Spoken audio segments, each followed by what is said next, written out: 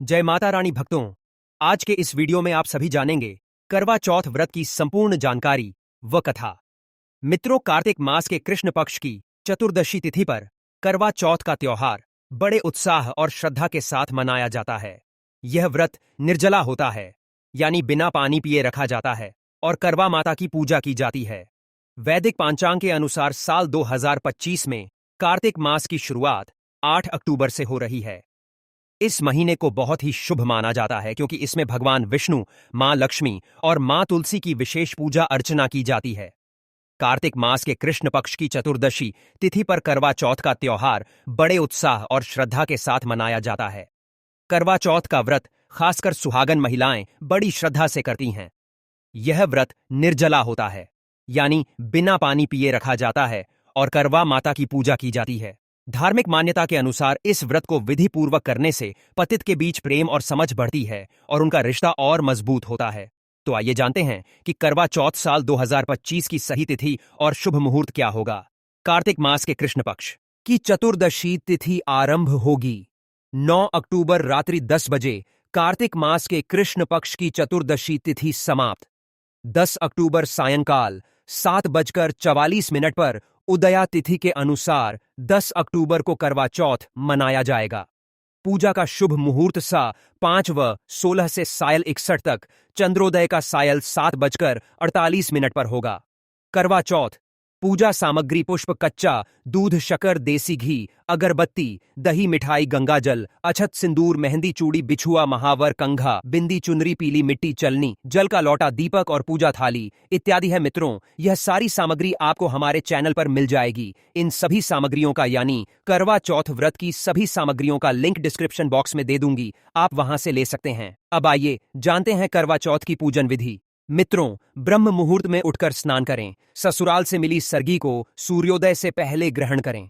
निर्जला व्रत का संकल्प लें, यानी बिना पानी के उपवास। सूर्योदय के समय भगवान सूर्य को अर्घ दें।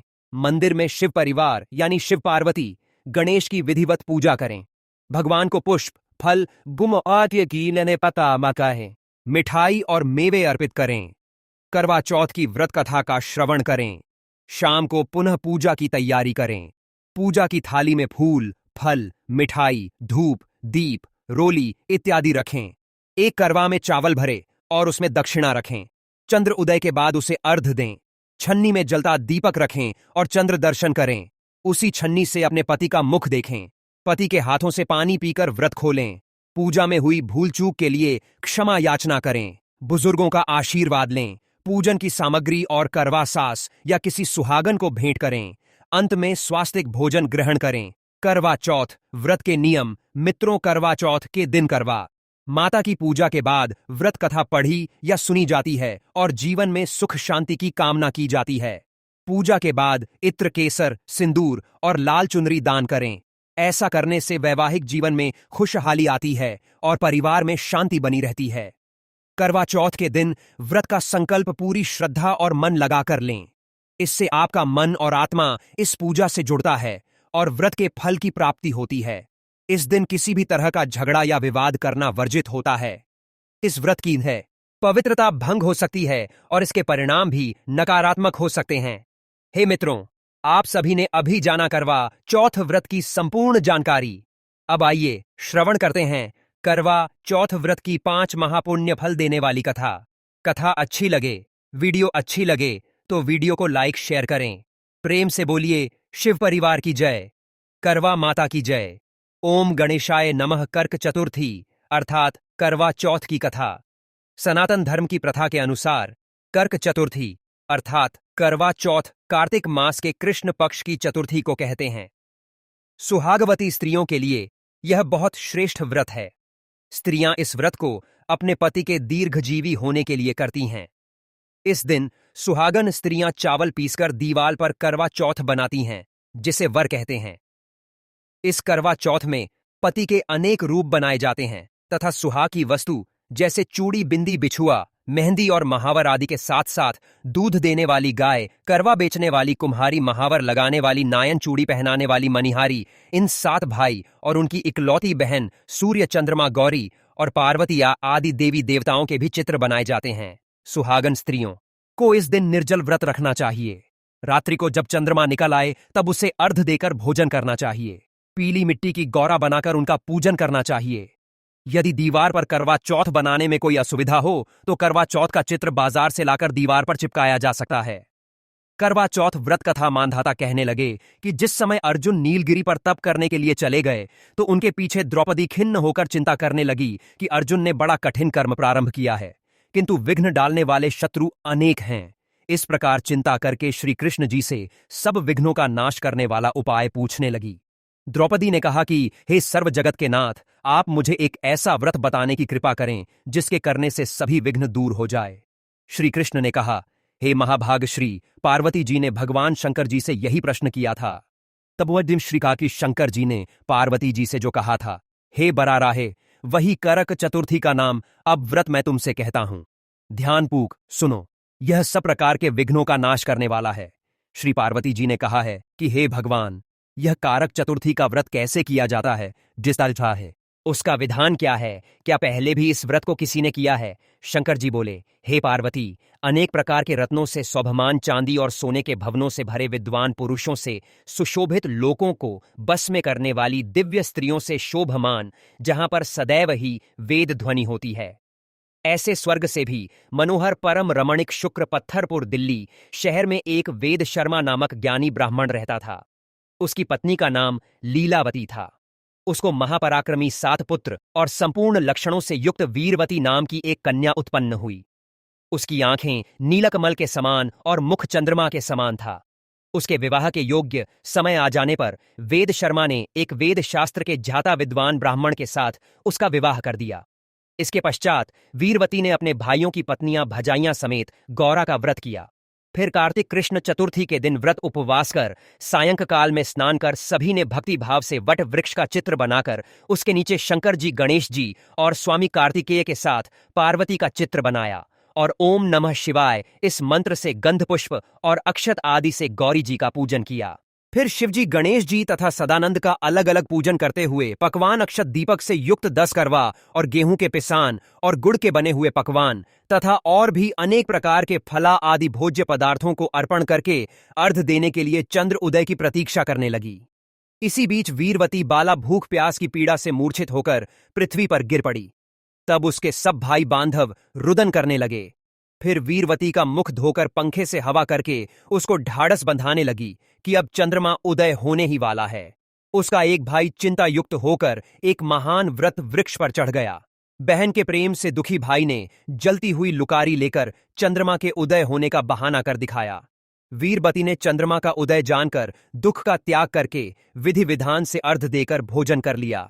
इस प्रकार व्रत के दूषित हो जाने के कारण उसका पति मर गया। जब वीरवती ने अपने पति को मरा हुआ देखकर पुनः शिवजी का पूजन 1 वर्ष तक निराहार रहकर किया। वर्ष के समाप्त होने पर कर्क चतुर्थी का व्रत उसकी भजाइयों ने किया। वीरवती ने भी पूर्वोक्त विधान से व्रत किया।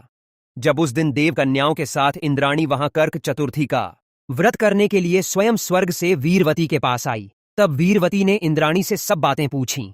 वीरवती ने कहा कि मैं कर्क चतुर्थी का व्रत करके अपने पति के घर आई तो मेरे पति मृत्यु को प्राप्त हो चुके थे। मैं नहीं जानती कि किस पाप कर्म से मुझको यह फल मिला है। हे मातेश्वरी, हमारे भाग्य से आप यहां आ गई हैं, सो मेरे पति को जीवित करके मुझ पर कृपा कीजिए। इंद्राणी ने कहा, सुभाग्यगत वर्ष जो तुमने अपने पिता के घर में कर्क चतुर्थी का व्रत किया था, सो बिना चंद्रमा के उदय हुए ही तुमने उसको अर्घ दे दिया था। इसी से व्रत दूषित हो गया और तुम्हारा पति मृत्यु को प्राप्त हो गया।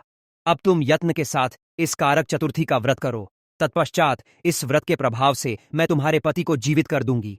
श्री कृष्ण भगवान कहने लगे कि हे द्रौपदी, इंद्राणी के वचन सुनकर वीरवती ने विधान पूर्वक उस व्रत को किया। इस प्रकार उसके कारक चतुर्थी का व्रत करने से इंद्राणी ने प्रसन्न होकर जल के द्वारा अभिषेचन करके उसके पति को जीवित कर दिया। वह देवता के समान हो गया। उसके पश्चात वीरवती अपने पति के साथ घर आकर आनंद पूर्वक रहने लगी। तिरुवती के व्रत के प्रभाव से उसका पति धन्य धन्य पुत्र तथा आयु को प्राप्त हुआ। इसलिए तुम भी इस व्रत को यत्न पूर्वक करो। सूत जी कहने लगे कि हे ऋषियों, इस प्रकार श्री कृष्ण के वचनों को सुनकर द्रौपदी ने इस करवा चौथ का व्रत किया, जिसके प्रभाव से संग्राम में कौरवों पर विजय प्राप्त करके अतुलनीय राज्य को प्राप्त किया, जिससे उनका सब दुख दूर हो जाता रहा।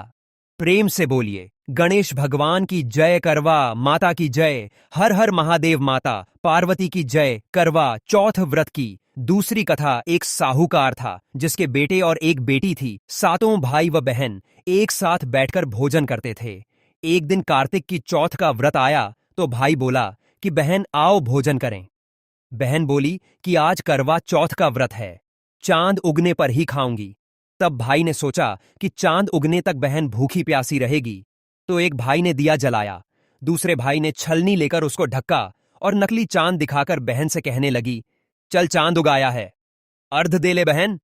अपनी भाभियों से कहने लगी, चलो अर्ध दे दो। भाभियां बोली, थारा चांद उगा होगा, हमारा चांद तो रात को उगेगा। बहन ने तब अकेले ही अर्ध दे दिया और खाने लगी तो पहले ग्रास में बाल आ गया, दूसरे ग्रास में कंकर आया, पर तीसरे ग्रास में मुंह की ओर किया तो उसके ससुराल से संदेश आया कि उसका पति बहुत बीमार है, जल्दी भेज। नेता लड़की को विदा किया तो कहा कि रास्ते में जो भी मिले उसके पांव लगना और जो कोई सुहाग का आशीष दे तो उसके पल्ले में गांठ लगाकर उसे कुछ रुपए देना।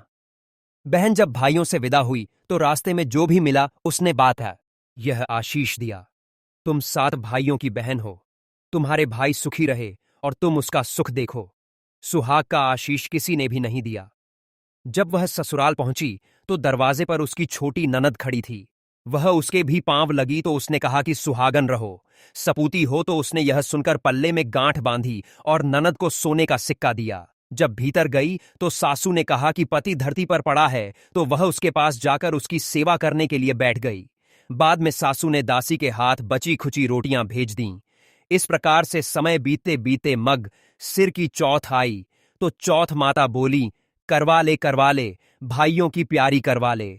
लेकिन जब उसे चौथ माता नहीं दिखाई दी तो वह बोली, हे माता, आपने मुझे उजाड़ा तो आप ही मेरा उद्धार करोगी, आपको मेरा सुहाग देना पड़ेगा। तब चौथ माता ने बताया कि पौष की चौथ आएगी, वह मेरे से बड़ी है, उसे ही सब कहना, वही तुम्हारा सुहाग वापस देगी। पौष की चौथ आकर चली गई, माघ की भी चली गई, फाल्गुन की चौथ भी आकर चली गई, चैत्र, वैशाख, ज्येष्ठ, आषाढ़ और श्रावण, भादों की सभी चौथ आई और यही कहकर चली गई कि आगे आने वाली को कहना। और सोच की चौथ आई तो उसने बताया कि कार्तिक की चौथ नाराज है, उसी ने तुम्हारा सुहाग लिया है, वही वापस कर सकती है, वही आएगी तो पांव पकड़कर विनती करना। यह बताकर वह भी चली गई। जब कार्तिक की चौथ आई तब वह गुस्से में बोली, भाइयों की प्यारी करवा ले, दिन में चांद उगाने वाली करवा ले, व्रत खंडित करने वाली करवा ले, भूखी करवा ले। तो यह सुनकर चौथ माता को देखकर उनके पांव पकड़कर गिड़गिड़ाने लगी, हे चौथ माता, मेरा सुहाग तुम्हारे हाथों में है, आप ही मुझे सुहागिन करें। तो माता बोली, पापिन हत्यारीन, मेरे पांव पकड़कर क्यों बैठ गई? तब बहन बोली कि जो मुझसे भूल हुई है उसी की क्षमा कर दो, अब भूल नहीं करूंगी। तो चौथ माता ने प्रसन्न होकर आंखों से काजल, नाखूनों से मेहंदी और टीके में से रोली लेकर छोटी उंगली से उसके आदमी पर छींटा दिया तो वह उठकर बैठ गया और बोला कि आज मैं बहुत सोया। वह बोली, क्यों सोए? मुझे तो 12 महीने हो गए। तब जाकर चौथ माता ने मेरा सुहाग लौटाया। तब उसने कहा कि जल्दी से माता का पूजन करो। जब चौथ की कहानी सुनी, 12 के बड़े के खेपू सब पू के की करवा पूजन किया तो प्रसाद खाकर दोनों पतित चौपर खेलने बैठ गए।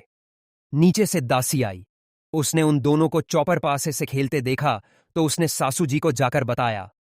तब से सारे गांव में यह बात प्रसिद्ध हो गई कि सब स्त्रियां चौथ का व्रत करें तो सुहाग अटल रहेगा।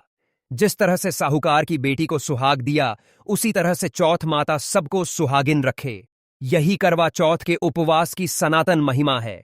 प्रेम से बोलिए, हर हर महादेव माता पार्वती की जय, गौरी गणेश की जय, करवा माता की जय, चौथ माता की जय। करवा चौथ व्रत कथा। अगर आपको वीडियो अच्छी लगी हो तो वीडियो को लाइक और चैनल को सब्सक्राइब जरूर करें और कमेंट में जय माता लक्ष्मी जरूर लिखें। धन्यवाद।